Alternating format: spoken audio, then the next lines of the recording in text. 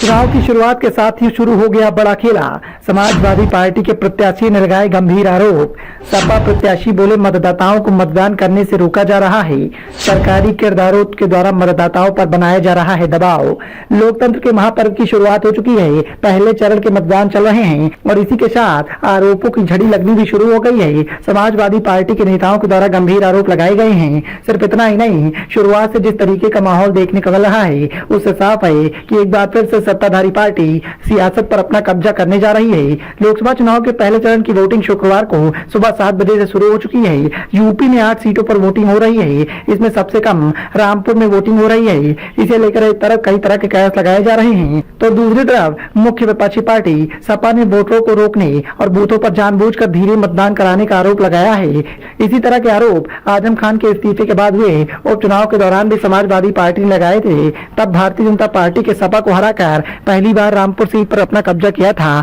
उनका मुकाबला समाजवादी पार्टी के नदवी से हो रहा है। यूपी में 8 सीटों पर चुनाव हो रहे हैं। यूपी की 8 लोकसभा सीटों पर दोपहर 1 बजे तक का औसतन 36.96 रहा। इसमें सबसे ज्यादा सहारनपुर में 42.32% मतदान हुआ। सबसे कम रामपुर में देखने को मिला। मतदान की रफ्तार रामपुर में सबसे कम देखने को मिल रही है। आलम यह है कि मतदाताओं को लगातार भटकाया जा रहा है। इसके अलावा बिजनौर में भी ऐसी ही रफ्तार देखने को मिल रही है। पीलीभीत में तो आलम यह है कि किसी तरह मतदान चल रहा है।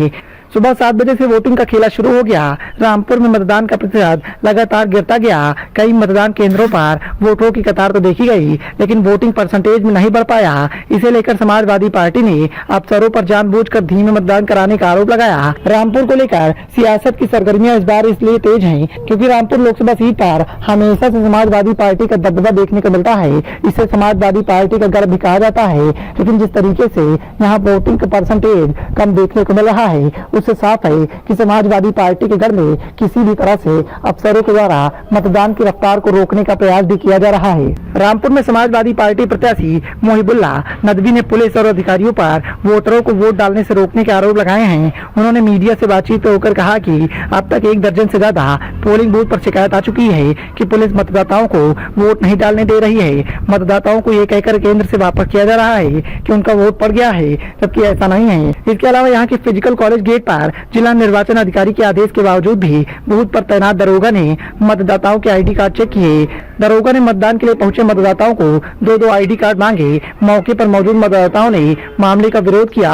विरोध दर्ज कराया गया। जिलाधिकारी ने संज्ञान लेते हुए एसडीएम को मौके पर भेजा, लेकिन जिस तरीके से लगातार मतदाताओं को भड़काया जा रहा है उससे साफ है कि रामपुर की सियासत का माहौल एक बार फिर से बदलने वाला है। यानी एक बार फिर से फैसला बीजेपी के पक्ष में आ सकता है, तो वही समाजवादी पार्टी को एक बार फिर से नुकसान उठाना पड़ सकता है। Bureau report, the noise of India.